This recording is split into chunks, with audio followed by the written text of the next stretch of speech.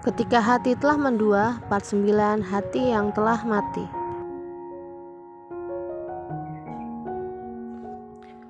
Aku ingin kamu tinggal sama kami biar kami tenang. Tapi mas, aku nggak apa-apa tinggal di sini. Lagi pula kandunganku sehat-sehat saja mas. Nggak ada yang perlu dikhawatirkan. Tapi di sana kamu nggak sendirian. Mas, akan lebih baik jika aku dan Mbak Niken nggak serumah mas. Lagi pula aku gak enak sama Mbak Niken. Kenapa gak enak? Itu rumahku. Aku juga untuk mengajak kamu tinggal di sana. Tapi mas, aku gak mau dibantah. Tugas kamu hanya tinggal nurut sama aku. Semakin lama Nadia semakin paham pada sifat Farhan. Atau mungkin justru hanya baru sebagian sifat pria itu yang ia ketahui. Ia salut pada ketegaran dan kesabaran Niken yang mampu bertahan sampai sejauh ini. Farhan akhirnya membawa Nadia ke rumahnya seminggu kemudian. Aira yang awalnya welcome pada wanita itu mulai mengikuti jejak sang kakak yang acuh tak acuh pada kehadiran istri kedua ayahnya itu. Tak ada penyambutan untuk Nadia. Naura dan Aira yang sibuk bermain tak sedikit pun menggeser posisi bermainnya saat mendengar suara Farhan mengucapkan salam. Begitu juga dengan Niken yang berada di dapur. Ia tetap saja fokus pada piring-piring bekas sarapannya dan anak-anak yang sedang dicucinya. Melihat semuanya diam, Farhan membawa Nadia ke kamar yang akan ditempati sang istri muda untuk meletakkan semua barang-barangnya di sana. Beresin mainannya sayang, kita jadi pergi kan? Jadi dong ma, iya ma, jawab Naura dan Aira bebarengan. Mau kemana? Tanya Farhan yang keluar dari kamar bersama Nadia. Mau ngajak anak jalan-jalan? Kamu sengaja melakukan itu? Mas, ada anak-anak, ada Nadia juga. Gak usah memancing keributan. Ayo anak-anak, ganti baju dulu ya. Nadia tahu, ia sadar jika kehadirannya memang tidak diharapkan. Di satu sisi ia tak ingin menyakiti Niken, namun di sisi lain ia juga tak ingin melawan suaminya. Maafin aku mbak, kasih aku waktu sampai anak ini lahir. Ya, hanya sampai anak ini lahir. Batin Nadia sambil mengelus perutnya. Mbak, aku janji mbak, aku akan meninggalkan Mas Farhan. Tapi kasih aku waktu, pinta Nadia. Saat ini ia sedang berada di dapur bersama Niken. Sedangkan anak-anak sudah berangkat ke sekolah. Farhan sedang mencuci mobilnya di depan rumah. Kamu gak perlu melakukan itu. Lagi pula, bertahannya aku di sini hanya karena anak-anak. Kamu tidak perlu bersikap layaknya pahlawan yang membawa kebahagiaan di keluarga kami. Mbak, aku minta maaf. Aku benar-benar minta maaf. Aku sadar, aku sudah menyakiti hati Mbak. Sudah menyakiti hati anak-anak, terutama Naura. Aku salah karena mau menjadi istri kedua Mas Farhan. Aku minta maaf Mbak, ucap Nadia dengan nada penuh penyesalan. Sudahlah, fokus pada kehamilanmu. Tidak perlu memikirkan perasaan kami. Yang ada jika terjadi apa-apa sama kehamilan kamu, aku yang akan kena marah. Seperti apa Mas Farhan memperlakukanku, seperti itu juga aku akan memperlakukannya. Jadi kamu tidak perlu ikut campur urusanku, jawab Niken dingin. Ia masih enggan berdamai dengan Nadia. Tapi mbak, kita satu rumah. Tidak bisakah kita memperbaiki hubungan kita? Aku tidak akan merebut apapun dari mbak. Akan lebih baik jika kita tidak perlu seperti itu. Maaf, ilmu ikhlasku masih terlalu dangkal. Aku tidak bisa sebaik itu. Niken akhirnya meninggalkan Nadia di dapur karena ia harus bersiap untuk mengecek usahanya. Sepeninggal Niken, Nadia hanya memikirkan kata-kata Niken. Sampai-sampai ia tak sadar jika Farhan sudah berada di sampingnya sedang mencuci tangan di wastafel. Kamu melamun? Tanya Farhan. Enggak kok mas, jawab Nadia. Masih belum fokus pada kehadiran Farhan karena perbincangannya dengan Niken tadi. Mikirin apa? Tanya Farhan lagi. Tangannya meraih wajah Nadia agar menghadapnya. Enggak ada. Nadia menurunkan tangan Farhan dari wajahnya. Gak usah bohong. Enggak ada mas, hanya ingat sama ibu. Apa kamu mau ibu tinggal di sini? Gak usah mas, kasihan adik-adik gak ada yang ngurus mereka. Aku bisa urus diriku sendiri. Baiklah, Sudah siang. Aku harus pergi. Niken kemana? Sepertinya di kamar, Mas. Aku mau mandi dulu ya. Iya, Mas. Kamu kenapa? Tanya Farhan saat sudah berada di kamarnya bersama Niken. Kenapa apanya? Jawab Niken datar. Sepertinya sekarang kamu berubah. Dulu setiap kali ada masalah, kamu selalu cepat kembali seperti semula. Enggak bersikap dingin begini padaku. Mas yang membuatku berubah. Apa karena aku bawa Nadia ke sini? Aku gak punya hak untuk melarang Mas membawa siapapun ke rumah ini. Itu kan yang Mas katakan. Kamu mengambil hati ucapanku. Dulu, di saat kita hanya berdua, aku bisa menerima semua perlakuan kamu padaku. Karena aku pikir itu wujud bakti dan cintaku sama kamu. Tapi maaf, di saat sudah ada orang lain dan kamu jelas memperlakukan kami dengan berbeda, aku tidak bisa lagi bersikap demikian. Farhan membalikkan tubuh Niken yang memang sedang menghadap cermin agar menghadapnya. Sekuat tenaga Niken menahan air mata agar tidak terjatuh. Apa benar kamu sudah tidak mencintaiku? Apa benar kamu bertahan hanya karena anak-anak, tanpa ada sedikit pun rasa lagi untukku? Niken menatap Farhan, matanya berkaca-kaca.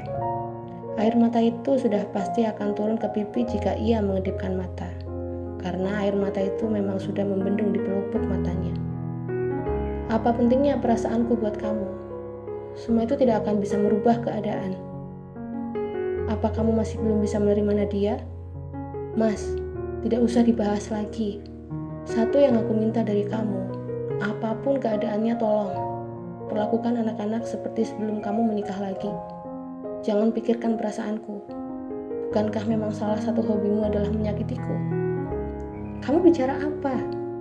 Sudahlah Mas, sudah siang. Aku harus pergi. Niken sudah akan membuka pintu, tetapi kemudian Farhan menariknya lagi hingga wanita itu menabrak tubuh suaminya. Lalu Farhan mencium bibir Niken sekilas. Hal yang sudah lama tidak mereka lakukan, karena memang semenjak Farhan menikah lagi, Niken seperti enggan berhubungan intim dengan suaminya. Tanpa memberi respon berarti, Niken kembali meninggalkan sang suami. Jam sudah menunjukkan pukul 4 sore. Namun, belum ada satu anggota keluarga pun yang sudah sampai di rumah. Nadia berpikir, mungkinkah mereka menghindarinya?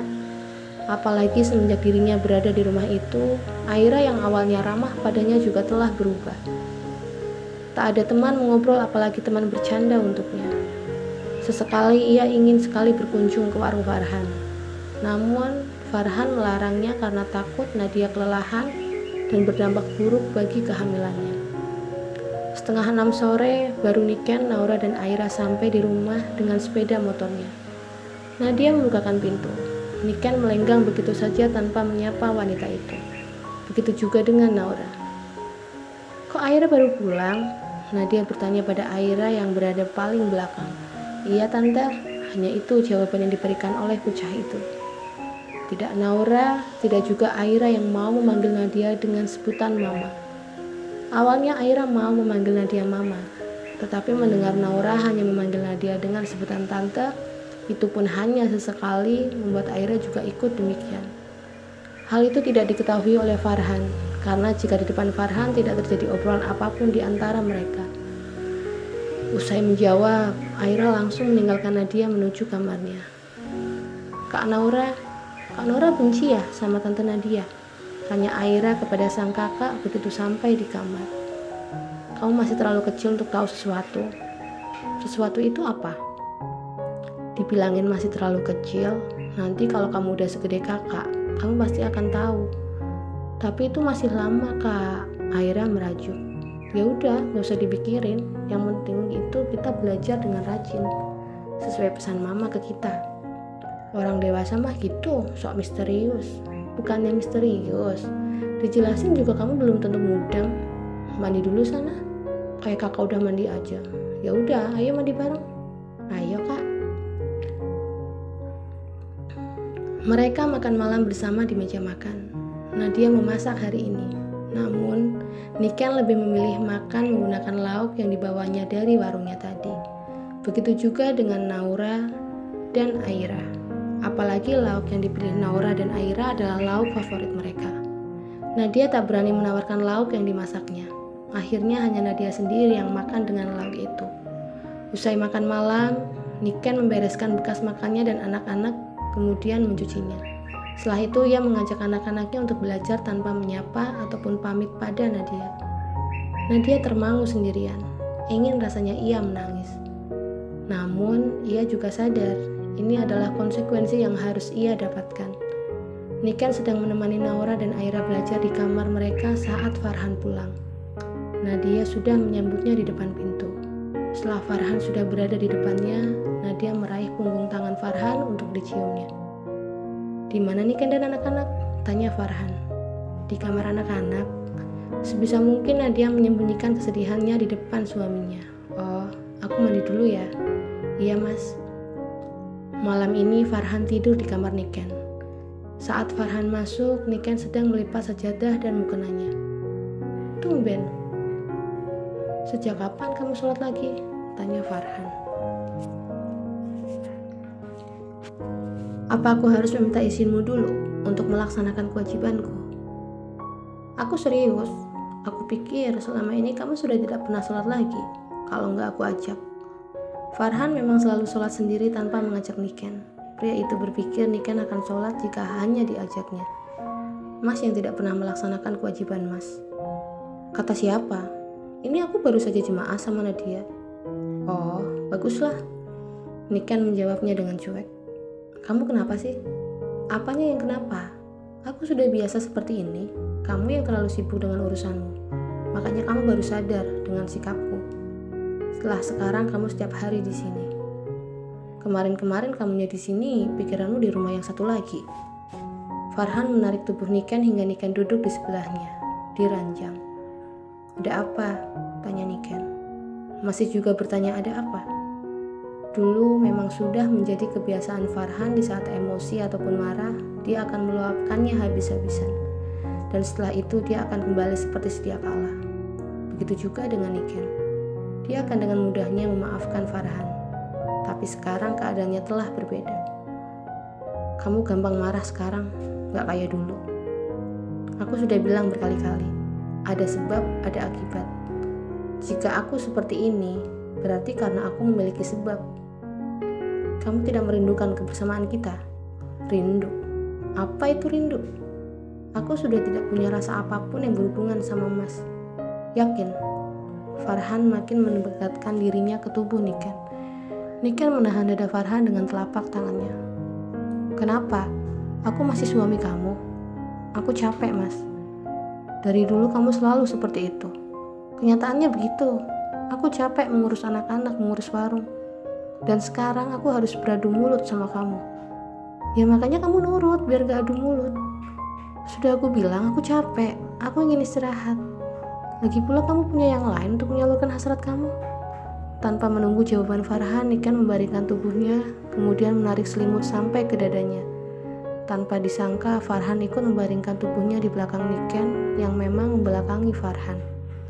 Mencoba merayu tubuh Niken dengan memeluk tubuh sang istri, tangannya bergerilya di tubuh wanita itu. Tengkuk Niken pun tak luput dari terjangan Farhan. Pria itu terus menciuminya. Namun, karena lelah di tubuhnya, Niken tak menanggapi sedikit pun. Bahkan tanpa Farhan sadari, Niken telah berkelana ke alam mimpi.